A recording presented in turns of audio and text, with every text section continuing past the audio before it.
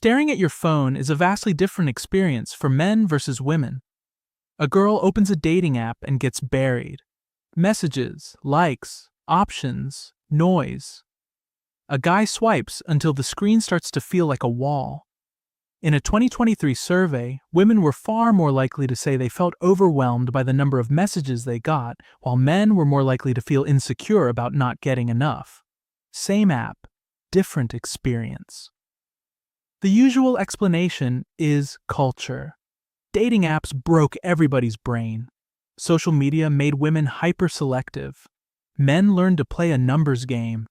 End of story. Except the story may start much earlier than that. Because long before Tinder, before cities, before marriage, before farming, biology had already created an asymmetry. Not a moral asymmetry. Not a statement about what men or women should be. Just a difference in reproductive tempo. Biologists have a name for that tempo. Potential reproductive rate, or PRR.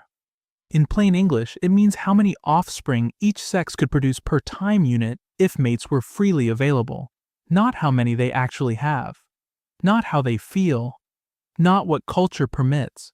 Just the raw speed limit built into their system. And once you look at mate choice through that lens, something important changes. The choosier sex is often not simply the female sex. The more competitive sex is often not simply the male sex. According to the PRR framework developed by Thomas Cluttenbrock, the sex with the higher potential reproductive rate tends to face stronger pressure to compete for access to the sex with the lower one. That is the hinge. If one side can, in principle, turn mating opportunities into offspring much faster, then each individual opportunity matters differently to each sex. In humans, women are constrained by gestation and lactation in ways men are not. Human behavioral ecology therefore generally treats men as having the higher potential reproductive rate. That does not tell you everything about modern dating. It does not reduce people to puppets. But it does tell you the asymmetry is not a glitch invented by smartphones. Approximately 70-1 is the PRR ratio between men and women. Math hard-coded into your biology. Is it the same for every animal? Let's leave humans for a minute. Introducing the seahorse. Seahorses look like they should flip the script upside down. The male gets pregnant. He carries the embryos in a brood pouch. That sounds like he would become the more selective one, but the real picture is more nuanced. The PRR is roughly 1-1. It takes approximately the same time for the male to brood the embryos as it takes for the female to produce a new batch of eggs. That's why their selection behavior differs from mammals. Instead of one sex permanently flooding the mating pool while the other sits as the bottleneck, you get a more egalitarian structure. More mutual dependence. More coordination and daily routine as a pair. Picture that for a second. Every morning, before anything dramatic happens, two tiny armored fish find each other again and perform the relationship maintenance. Not romance in the human sense, just alignment. When the reproductive math is closer, the behavior can look more like negotiation than conquest. Now push the PRR one step further and the situation flips, introducing the pipefish. In Gulf pipefish, a 2009 study found that females had an overall potential reproductive rate almost twice that of males across several mating cycles. In other words, females could, in principle, turn mating opportunities into offspring twice as fast than males. So what happens? The males get picky. Males can limit female reproductive success because brood space and pregnancy cap how much they can take on. They preferred larger females when given a choice. Field studies then found that as males' brood pouches filled, the operational sex ratio became strongly female-biased, and female-female competition became more visible. There it is. Not women are always picky. Not men are always easy. The selective party is often the sex that becomes harder to replace in the reproductive pipeline. The competitor is often the sex that can, at least in principle, reproduce faster than the other side can absorb. Back to humans. If male reproductive tempo is a lot less constrained than female reproductive tempo, then stronger competition among men and stronger selectivity by women is not an absurd prediction. It is the baseline pressure you would expect. You can even feel the impact of that logic in the language people use. Men talk about scarcity. Women talk about filtering. Men complain that attention is hard to get. Women complain that attention is cheap and often unusable.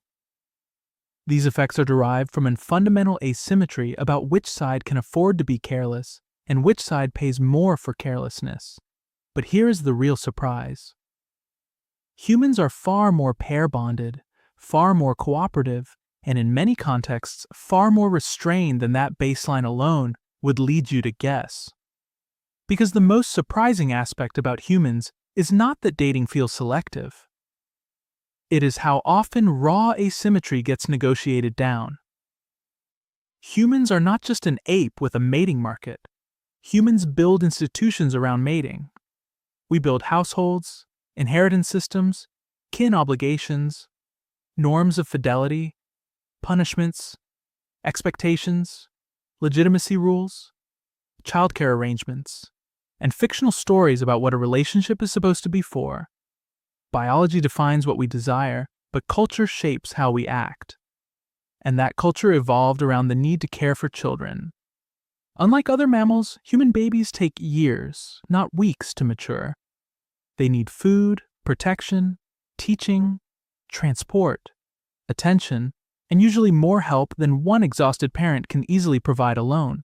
That is part of why human pair bonding and paternal investment loom so large in the literature. The mating system is not just about who gets access to whom. It is also about who stays, who provides, who cooperates. That changed the incentives. Instead of raw biology, we are driven by social norms.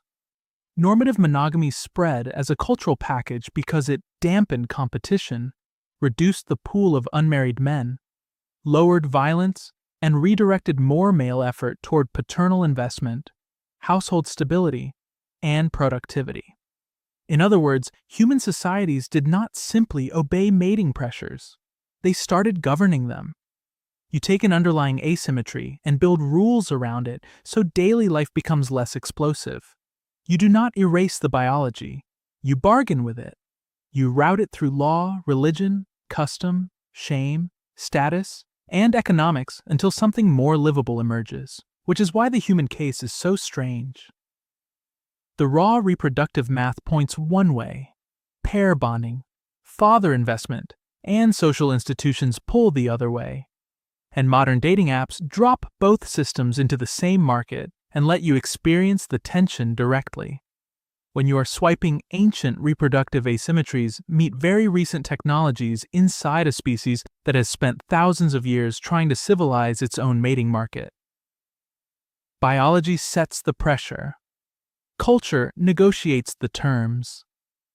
So the next time you stare at your phone, disappointed by the silence or exhausted by the noise, remember this. If human mating were left to reproductive asymmetry alone, life would likely be harsher, more unequal, and more combustible than the world you actually live in. A toast to culture.